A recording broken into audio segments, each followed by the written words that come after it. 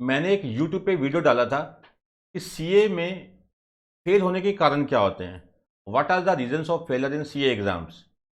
तो सीए के स्टूडेंट्स ने बहुत ज़्यादा लाइक किया। तो बहुत सारे सीएस स्टूडेंट्स का मुझे ये आया था कहना कि देखिए सर, आपने सीए का तो बताया, बस सीएस का नहीं बताया। तो क्या सेम जो रीजंस जो सीए के होते हैं सीए में फेल होने के, क्या वही रीजंस सीएस में भी अप्लाई होते हैं? तो मैं आपको बता दूं, नहीं, ऐसा नहीं है। सीए का जो पैटर्न है एग्ज़ाम का, सीए का पढ़ने का जो तरीका है सीए में जो एग्ज़ाम का, वो थोड़ा डिफरेंट है एज़ कम्पेयर टू सीएस। तो कुछ एक तो रीजन सिमिलर हैं, ठीक है, बट कुछ एक रीज़न जो है वो थोड़े से डिफरेंट है एज़ कम्पेयर टू सीए। तो इस वीडियो में मैं यही बात करूँगा कि सीएस में जो बच्चे ज़्यादातर फेल होते हैं, ठीक है, आपको पता ही है कि 10 से 20% तक का रिजल्ट होता है, तो यानी 80 to 90% बच्चे फेल होते हैं।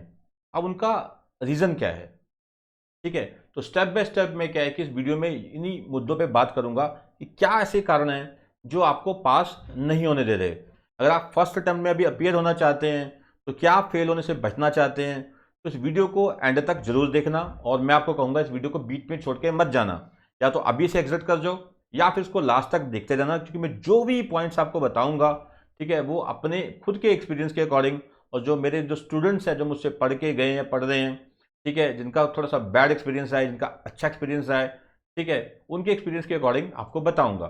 सबसे पहले मैं बता दूं, मेरा नाम है जगदीप अरोड़ा, बाई क्वालिफिकेशन में सीए सीएस सीएम में हूं। और अगर आप इस चैनल पे न्यू हैं तो पहले चैनल को सब्सक्राइब कर ले और बेल आइकन को प्रेस करना ना भूलिएगा, ताकि आने वाले टाइम में आपको क्या है कि वीडियो के नोटिफिकेशन मिलते रहे, आप उसका फायदा उठा सकें। तो सबसे पहले पहले तो मैं ये बताऊंगा कि जो बच्चे पहली अटेम्प्ट में 3-3 ग्रुप निकाल जाते हैं, सीएस प्रोफेशनल के और 2 ग्रुप निकाल जाते हैं सीएस एग्जीक्यूटिव के, ऐसे बच्चों की जो मैंने क्वालिटीज़ देखी हैं वो क्या है। तो पहला, अब वही उन्हीं की जो क्वालिटीज़ हैं, ठीक है, वही आपके रीजंस हैं फेल होने के। तो आप चलो ऐसे मान लीजिए कि रीजंस बताता हूँ, ठीक है। तो पहला ये है कि जैसे सीएस में क्या है कि आपको पता है थियरी ज़्यादा है, लॉ ज़्यादा है, और बच्चे जो प्रिपरेशन करते हैं वो करते हैं बेयर, जो प्रोविजंस पढ़ते हैं उतना के देखते हैं, ठीक है। एक तो सेक्शन नहीं याद करते। तो मैं बता दूं, जो कंपनी लॉ के सेक्शंस तो एटलीस्ट आपको याद करने ही चाहिए, कंपनी लॉ के सेक्शंस तो आपको याद करने ही चाहिए। तो पहला पॉइंट तो ये है कि सेक्शंस को याद करना जरूरी है, एटलीस्ट इन कंपनी लॉ। बाकी जो हैं एक्ट्स, उसके आप सेक्शन नहीं भी याद करो चलेगा, बट एटलीस्ट कंपनीज एक्ट 2013 के सेक्शंस तो आप कम से कम याद करिए, ठीक है। अगर आप वो याद नहीं कर रहे तो ऑब्वियसली आप कहीं ना कहीं मार फिर खा रहे हैं। तो पहला तो है कि आपको कंपनीज एक्ट के सेक्शंस याद करने हैं, ठीक है, आपको याद होने चाहिए। और दूसरा ये कारण है कि आप ये सोचते हैं कि आपने चलो प्रोविजंस पढ़ ली तो इनफ है, बट एक्चुअल में आपको पता है कि जो आप प्रीवियस ईयर्स के एग्जाम देखेंगे तो क्वेश्चन जो है वो केस स्टडी बेस्ड होते हैं। तो आपको प्रोविजंस पढ़ने के बाद chapter by chapter case study जरूर पढ़नी चाहिए, केस स्टडी जरूर पढ़नी चाहिए। अब केस स्टडी पढ़नी कैसे है, मैं अपना सिस्टम बता देता हूँ कि हमारा सिस्टम क्या है। हमारा सिस्टम ये है कि हमने चैप्टर बाय चैप्टर क्या है कि केस स्टडीज़ बना रखी हैं, ठीक है। पहले काफ़ी टाइम पहले ये नहीं होती थी, बट हमें लगा कि पेपर सारा क्या है कि केस स्टडी बेस होता है, तो बच्चों को ज़्यादा दिक्कत आती है। तो चैप्टर जो आपने पढ़ना है तो चैप्टर के साथ ही क्या है कि कोशिश करो कि केस स्टडी साथ के साथ ही करते जाओ, क्योंकि पेपर जो है वो केस स्टडी बेस्ड होते हैं। पर ध्यान रखिएगा, अगर आपको प्रोविजंस अच्छे से नहीं आती, प्रोविजंस अगर आपको अच्छे से नहीं आती, तो केस स्टडीज कुछ नहीं होने वाली आपसे, क्योंकि जो केस स्टडी है वो प्रोविजंस बेस्ड ही होती है। तो पहले तो है किसी भी चैप्टर की जो प्रोविजंस है, जो लॉ की जो प्रोविजंस हैं, उससे अच्छे से समझो, उसे अच्छे से समझो। उसके बाद उस चैप्टर में जो पिछले सालों के प्रीवियस ईयर की जो केस स्टडीज आई हैं उसको सॉल्व करके देखो, ठीक है। और केस स्टडी को सॉल्व करने का एक तरीका होता है, उसके लिए मैंने एक अलग से वीडियो बना रखी है, ठीक है, आप वो देख सकते हैं। तो केस स्टडी सॉल्व करने का एक अलग तरीका होता है, उसे आप अच्छे से देख सकते हैं, ठीक है। तो पहला, जैसे मैंने बताया कि पहले तो आपके लिए सेक्शंस याद करना बहुत जरूरी है कंपनीज एक्ट 2013 के। दूसरा मैंने बताया कि एक तो केस स्टडी जो है वो बहुत जरूरी है कि हर चैप्टर के बाद आप एटलीस्ट केस स्टडीज सॉल्व करो, यानी कि प्रीवियस ईयर के जो क्वेश्चन एंड आंसर्स हैं वो जरूर देखो, केस स्टडीज जरूर देखो। और तीसरा कारण, अब सीएस में जो स्टूडेंट्स होते हैं वो एक कंफ्यूज होते हैं कि इसकी वैल्यू है नहीं है, पढ़े ना पढ़े, कल को जॉब लगेगी नहीं लगेगी। देखिए, जॉब्स की कमी नहीं है, बिल्कुल छोटे शहरों में दिक्कत है, छोटे शहरों में दिक्कत है, पर जो मीडियम या जो लार्जर सिटीज़ हैं वहाँ पे कोई भी दिक्कत नहीं है, सीएस की जॉब इजीली मिल जाती है। बट हाँ, एक कंडीशन है कि देखिए जो ट्रेनिंग है वो मैंडेटरी है, कहीं डमी ट्रेनिंग ना करो। ट्रेनिंग अपनी जो है वो अच्छे से करनी है।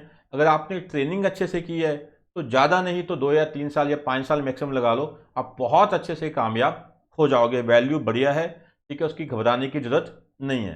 तो तीसरा है कि आपने ट्रेनिंग जो है वो अच्छे से करनी है, ठीक है। ट्रेनिंग का तो पॉइंट मैं यहाँ डिस्कस नहीं करता, ठीक है। मेन ये है कि आपने सोच के चलना है कि इसकी वैल्यू है, घबरा के नहीं पढ़ना, ठीक है। चौथा जो रीज़न है वो बहुत बड़ा रीज़न है जो सीएस में बच्चों को फेल करवाता है, ठीक है। हर एग्ज़ाम में जो बच्चों को फेल करवाता है वो है प्रोक्रेस्टिनेशन।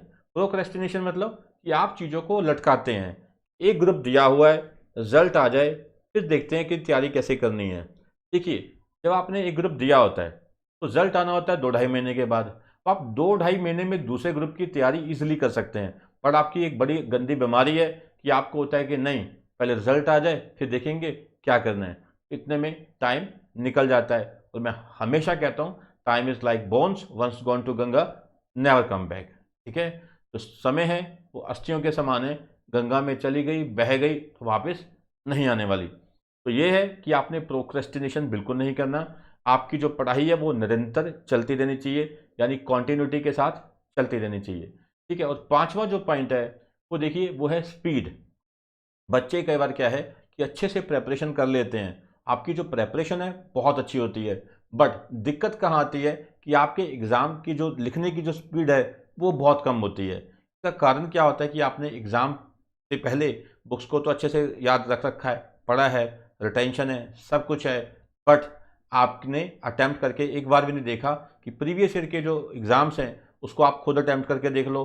फिर देखोगे 3 घंटे का पेपर है, आप कितने घंटे में अटैम्प्ट कर पा रहे हो। तो यानी कम से कम पेपर से 1-2 महीने पहले आपको कम से कम एक पेपर के, यानी कि एक सब्जेक्ट के 3 पेपर कम से कम खुद सॉल्व करके देखने चाहिए और मैच करने चाहिए कि आपने जो 3 घंटे में सॉल्व किया, ठीक है, वो कितना आप सॉल्व कर पाए, कितना नहीं कर पाए। अगर आप 3 घंटे में सॉल्व नहीं कर पा रहे तो यानी कहीं ना कहीं कमी है, कहीं ना कहीं कमी है।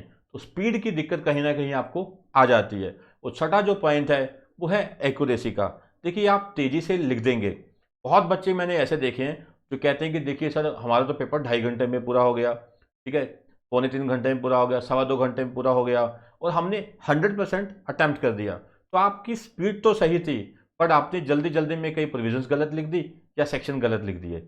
आप सेक्शन गलत लिख दोगे तो मेरे हिसाब से आईसीएसई आपको 0 नंबर देगा अगर आपने सेक्शन गलत लिख दिया। अगर आप डाउटफुल हैं तो सेक्शन मत लिखिए, ठीक है।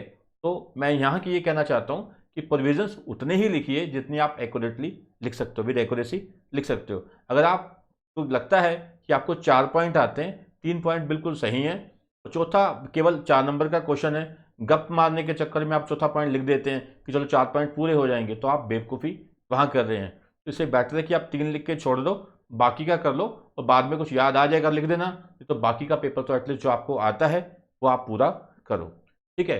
और एक और पॉइंट है, बड़ा इंपॉर्टेंट है, 7th पॉइंट, कि एक आपके दिमाग में ये आता है कि पेपर जो अटैम्प्ट करना होता है वो बिल्कुल सीक्वेंस में अटैम्प्ट करना होता है। पेपर जो अटैम्प्ट करना है वो सीक्वेंस में करना है, कि जैसे फर्स्ट क्वेश्चन है, फर्स्ट का ABCD ऐसे अटैम्प्ट करना है, ऐसा कुछ भी नहीं होता।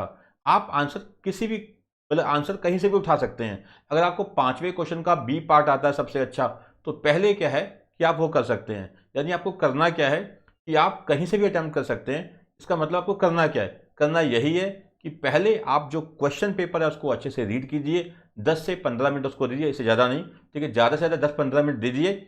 और पहले ये देखिए कि आपको जो क्वेश्चंस के आंसर बहुत अच्छे से आते हैं, पहले आप उसको मार्क कर लीजिए कि आपको सबसे पहले प्रायोरिटी बेस पे, प्रेफरेंशियल बेसिस पे उसको आपने सबसे पहले करने हैं। फिर आप उसमें से फटाफट निकाल लीजिए कि पहले कौन से करने से ए लिख दिया वहाँ पे, तो उसके बाद जो आपको एवरेज आते हैं, ठीक है, उसको बी लिख दिया कि हाँ भाई उसके बाद ये करने हैं। फिर आपने देखा कि आपको ये वाले बिल्कुल कम आते हैं, उसको सी लिख दिया, या बिल्कुल ही नहीं आते उसको डी में डाल दिया। ऐसे ABCD की कैटेगरी पहले ही बना ली 10-15 मिनट लगा के, कि जो आपको 40-50-60 नंबर के जो सबसे पहले बहुत अच्छे से आते हैं, आप उसको 1-1.5 घंटा लगा के उसको बहुत अच्छे से अटैम्प्ट करो। फिर एवरेज वाले को अटैम्प्ट करो, फिर कम वालों को अटैम्प्ट करो, फिर कुछ बच गया टाइम तो जो बिल्कुल नहीं आते तो उसको फिर कुछ ना कुछ आप अपनी नॉलेज के हिसाब से, कॉमन सेंस के हिसाब से उसको अटैम्प्ट करो, ठीक है। तो ये चीज़ों का आपने ध्यान रखना है। तो मैं समझता हूँ कि अगर इन बातों का आप ध्यान रखेंगे तो ऑब्वियसली क्या है कि आप फर्स्ट अटेम्प्ट में पास हो जाएंगे। एक तो कंपनीज एक्ट 2013 के सेक्शन मत छोड़िएगा, ठीक है, क्योंकि हर जगह पे वो सेक्शंस आपके काम आते हैं, क्योंकि CS के एग्ज़ाम में तो ये काम आने ही हैं। तो दूसरा है कि आपको जो केस स्टडीज़ हैं उस बेस पे आपको क्वेश्चंस आते हैं ज़्यादा, तो केस स्टडी जरूर आप अच्छे से पढ़ के जाएं आपके एग्ज़ाम से पहले, और चीज़ों को लटकाएं ना, प्रोक्रेस्टिनेशन में ना घुसे, ठीक है, चीज़ों को लटकाएं ना, जितना जल्दी हो सकता है कि अपनी प्रिपरेशन करते जाएं और टाइम पूरा दें। ऐसा नहीं कि आज पढ़ लिया कल नहीं पढ़ा, ठीक है, ऐसा नहीं होना चाहिए, क्योंकि याद रखिए कि जो कॉन्टिन्यूटी होती है वो बहुत ज़रूरी होती है। Consistency beats intelligence. अगर आप कंसिस्टेंट नहीं हैं तो आप पक्का फेल होंगे, ठीक है। कंसिस्टेंसी अगर नहीं है तो क्या है कि आप पक्का फेल हो जाएंगे, क्योंकि कंसिस्टेंसी इंटेलिजेंस को भी बीट कर देती है, यानी कि इंटेलिजेंट व्यक्ति भी फेल हो जाता है अगर वो कंसिस्टेंट नहीं है। ये आप याद रखिए। और आपको ये याद रखना है कि आपकी जो स्पीड है वो रहे।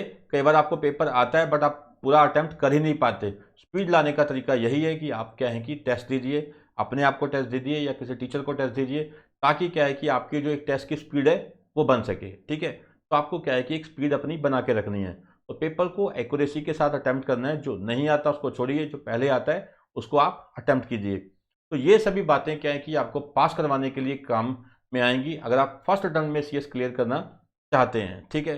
अगर आप हर बार, जैसे कई बच्चों को आपने देखा होगा, पहले वो सीरियस नहीं होते, एक दो साल वो, एक दो अटैम्प्ट तो बच्चे सीरियस ही नहीं होते, ज़्यादातर मैंने देखा है, एक दो अटैम्प्ट वो सीरियस नहीं होते, और जब फेल हो जाते हैं फिर वो क्या करते हैं कि कभी टीचर को दोष देते हैं, कि कभी ICSI को दोष देते हैं कि रिजल्ट कम है, पर वो अपने आप को दोष नहीं देते, बड़े पाक साफ हो जाते हैं कि जैसे उन्होंने तो कुछ किया ही नहीं है। जबकि याद रखना कि सबसे ज़्यादा जो मार्क्स लेके जाते हैं, बेशक वो CA के एग्ज़ाम है, बेशक वो CS के एग्ज़ाम है, सबसे ज़्यादा जो ज़्यादातर एग्ज़ाम्स लेके जाते हैं यूजुअली वो लोग होते हैं जो सबसे ज़्यादा सेल्फ स्टडी करते हैं। कोचिंग ले रहे हैं या नहीं ले रहे वो सेकेंडरी है, बट सेल्फ स्टडी करना प्राइमरी होता है। सबसे जो इम्पोर्टेंट है, मोस्ट इम्पॉर्टेंट चीज़ है, दैट इज़ सेल्फ स्टडी। अगर आप सेल्फ स्टडी कर रहे हैं, अच्छे से कर रहे हैं, डायरेक्शन सही है, टाइम पूरा दे रहे हैं, ठीक है, कंसिस्टेंटली पढ़ रहे हैं, ठीक है, पिछले जो सालों के पेपर है, प्रीवियस ईयर के पेपर अटैम्प्ट करके भी देख रहे हैं, एक्यूरेसी है, स्पीड है, प्रॉपर है, तो आपको पास होने से कौन रोक सकता है। तो आप पास होंगे ही होंगे।